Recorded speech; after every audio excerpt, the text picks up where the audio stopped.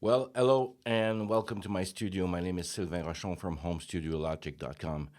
Today is a very, very special day. It's March 28th, 2026. And today I launched my first ever album at 56 years old. And I want to tell you that my album has been done entirely into my studio. I've got some tracks that were delivered by friends for me to achieve this album. And I want to thank especially Carm Vecchio, Gary Dugan, Mara Flint, and Stuart Dorothy to help me achieve my goal. They all participated in many tracks. And I just want to say a special thank to Stuart. Stuart has been with me on this album, all across the album. All the guitar tracks you're hearing from, well, most of them, I would say 90% of them, it's Stuart's work. You can look him up on the web at stubertstudios.com. He lives in the UK, I'm in Canada, and even with the hour difference, we're still able to collaborate and make music together. And I discovered last year, or even the year before, no, last year, that Stuart is a lot like myself. He's my brother from another mother. That's a saying that we say. Stuart has been incredible. Also, Stuart being a mentor to me as well. He's an amazing producer, and he's an amazing musician on drums, guitars, bass, keys. Um, he's amazing. Simply, I can't say enough. Stuart, I know you're watching this video, and I simply want to thank you for everything.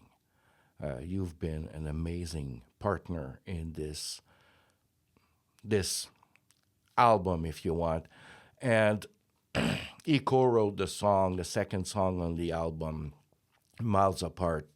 And thank you, Stuart, for everything that you're doing for me. I truly appreciate everything. Thank you, brother.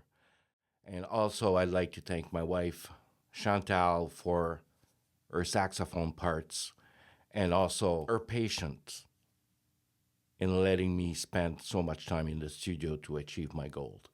So I just want to say that if you are a musician and you do record yourself on any DAW, it is possible to achieve the goal to have your music on digital platforms for people to listen to. It's doable, and if it's done correctly, it sounds beautiful. And yeah, that's it. So today I want to be going through one of the components that we use when we mix often, yeah, like a lot, called a compressor.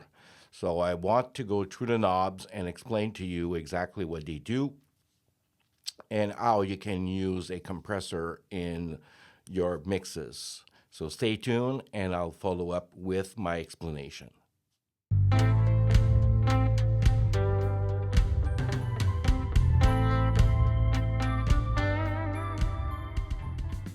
All right, so this won't be a long video because it's very self explanatory when it comes to compressors.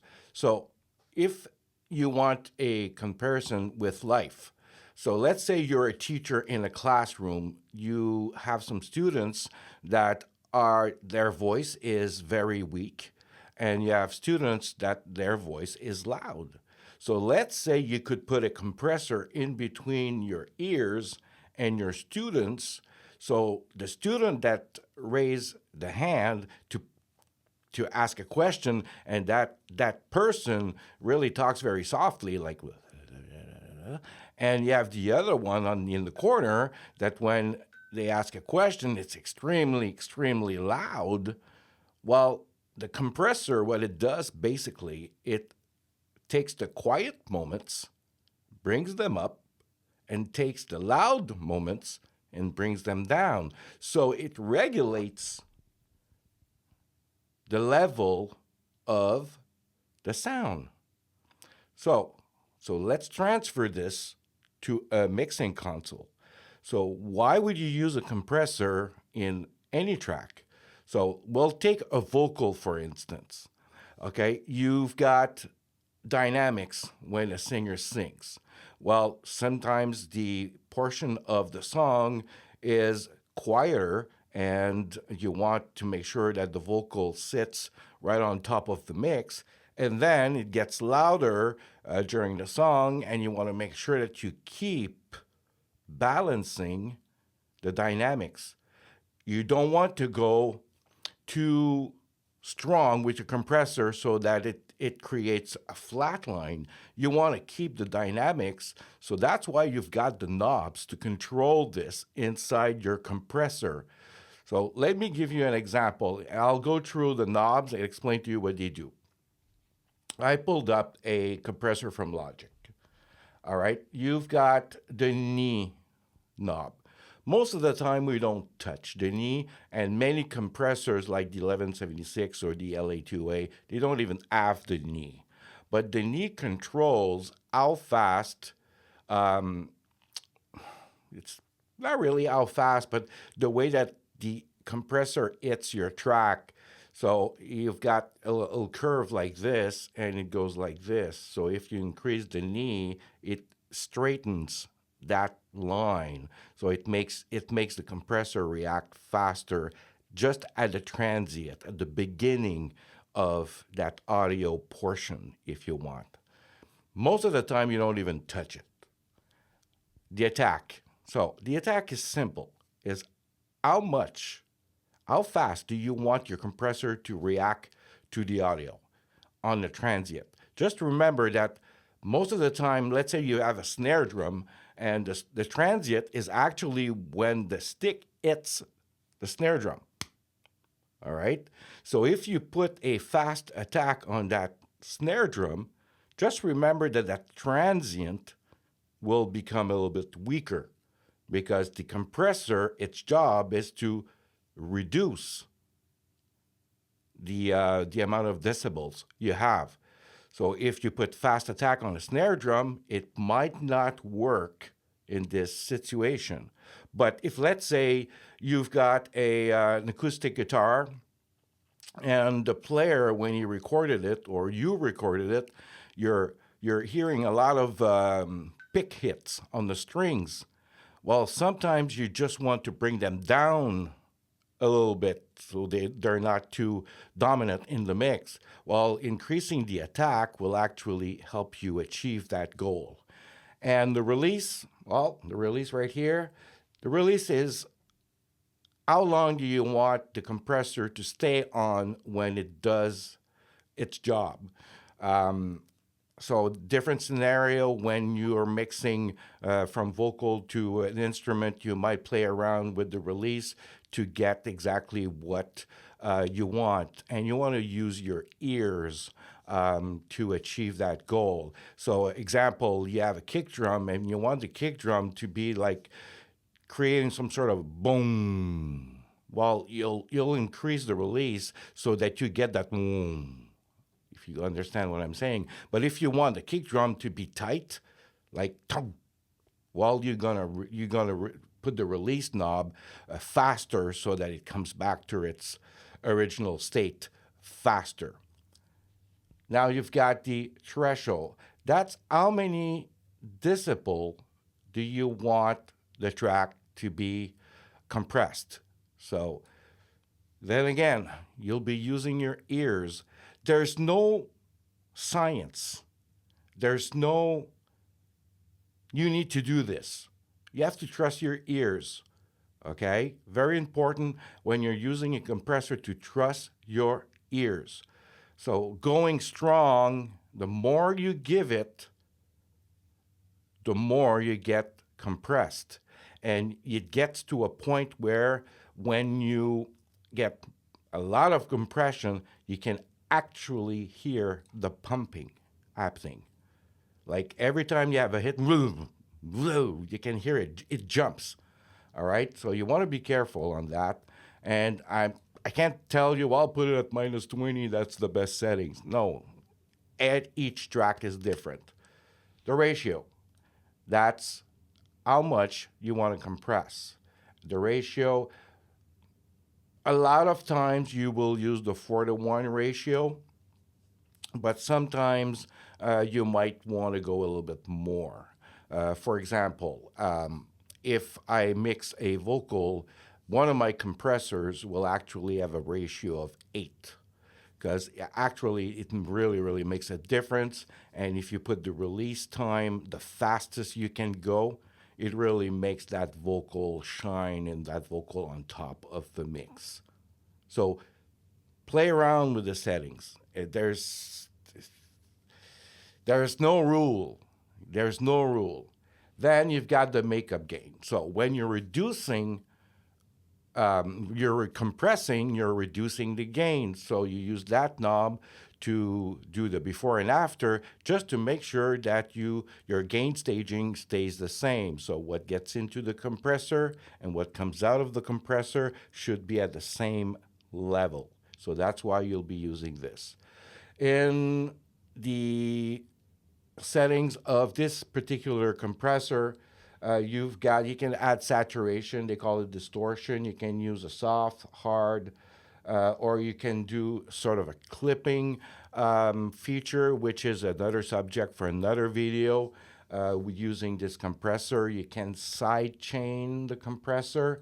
So example, let's say in previous videos, I explained how you can side chain the reverb, so on your vocal, it's not too dominant, meaning that when the vocal sings, it actually compresses or ducks the reverb, and when the singer stops singing, well, then it releases the compressor, and you hear the tail of the reverb, which is wonderful. Well, this is what you can do with a compressor. So technically, that's what it is. All right, so I put this compressor on my drum channel. It's already set up, but I just want to demonstrate exactly what a compressor does. And I'm just going to press play. The drum kit is soloed, and you'll hear it, and you'll see what it does. So, so right now it's not compressing. So you heard that the level is not changed by the compressor. It's off right now. I'm going to turn it on. So it's got the same level. So if I want to compress, I'll raise this knob here.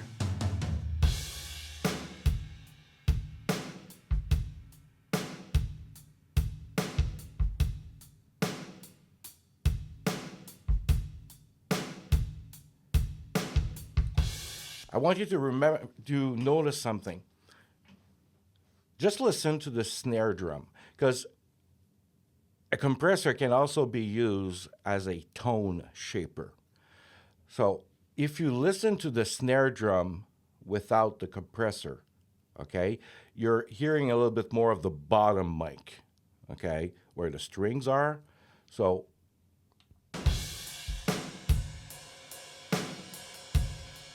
I'll increase the threshold.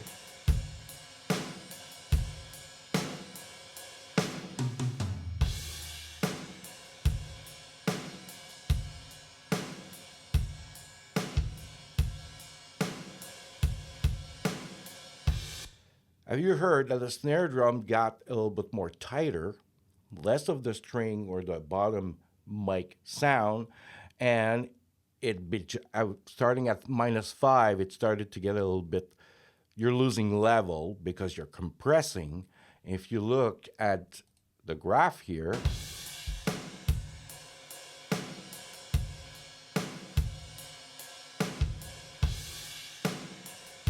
we're not compressing. That's the knee, by the way. That's the curve of the knee.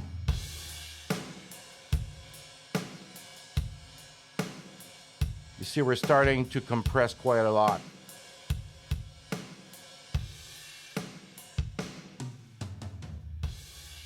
So you're hearing that the kick drum became a little bit more beater side. Duck, duck, okay? If I increase the release,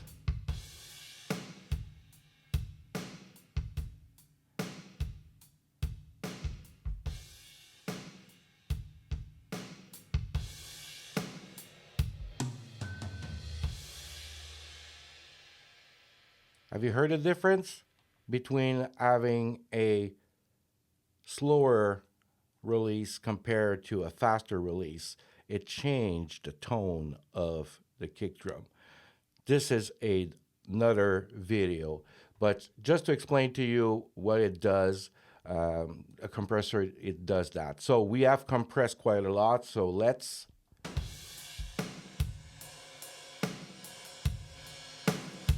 do some.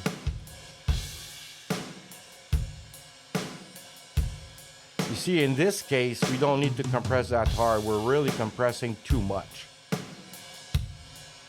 And you can actually hear the pumping of the compressor because that's way too much. So let's lower it down.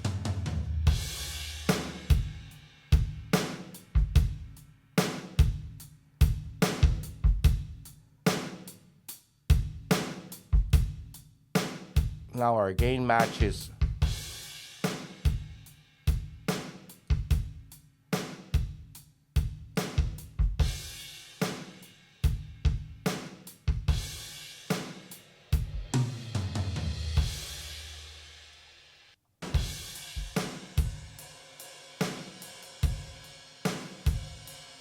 So if you're noticing, when I increase the release time, the kick drum became a little more dragging, if you want. Boom, boom. Okay? So you play around with the settings until your ears say, this is the sound that I want. Now, the question is, when are you using a compressor? Why would you use a compressor? Well, technically, you use a compressor to actually make sure that the audio is fairly, still keeping the dynamics. You want to tighten the dynamics together. And also a compressor is used on buses, like let's say you have many vocals, you use it on the bus to glue all the vocals together so that none of the vocals are peaking over the others. So it creates at the bottom portion of the vocal and the top portion of the vocal, they're right sitting in the middle and they sound glued together, if you want. That's the term that has been used in the mixing industry for a long time. We're using a compressor to glue the mix together. So that's why I'm using a compressor on my stereo output. It glues my mix together, if it makes sense. And then again, you play with the settings until you reach the sound that you are looking for. The only thing that I must say, just be careful not to over compress, because you heard it, what it does. The kick drum was, not the kick drum, but the kit was compressed too hard, and you can actually hear the pumping. And you don't want to create this issue in your mix. If you like content like this, subscribe to my channel, give me a thumbs up. And I post videos on a weekly basis. So if you follow me, some of the topics that I explain might be of interest to you, and it might help you get your album out on digital platforms. So thank you very much for watching this video, and I'll see you on the next one. Take care.